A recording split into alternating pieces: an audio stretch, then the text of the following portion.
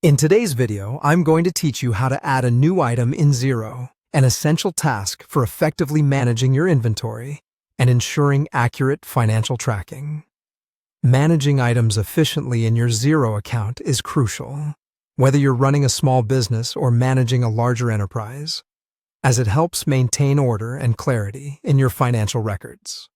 Let's dive right into the process. First, you need to log in to your Xero account. Ensure you have your login credentials handy. Go to the Xero website and enter your username and password.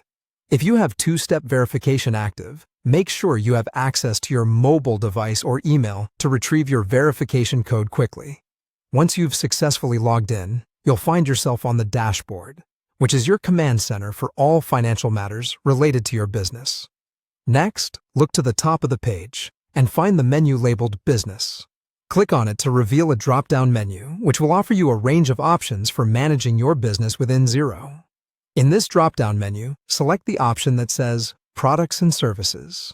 This area is specifically designed for handling your inventory items, offering a streamlined view of what you currently have in stock and the services you provide. Once you're in the Products and Services section, direct your attention to a button labeled New Item. Click on this button to begin adding a new inventory item to your list.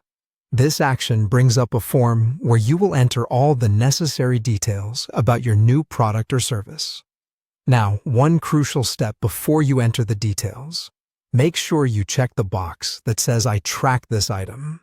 By doing this, you're telling Xero to monitor both the sales and inventory levels of this item, which is particularly useful if you need to keep tabs on stock quantities and sales performance. If this box isn't checked, Xero won't keep track of the quantities for you. Proceed by filling in the item's name, which needs to be clear and descriptive, reflecting the nature of the product or service.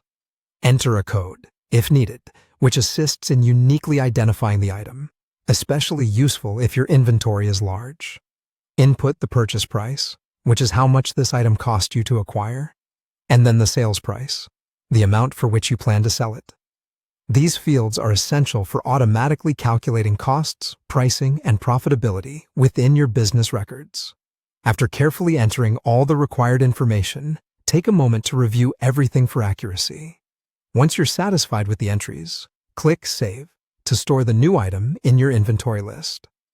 Xero will now track this item according to the details you've entered, ensuring your records remain up to date and facilitating smoother business operations.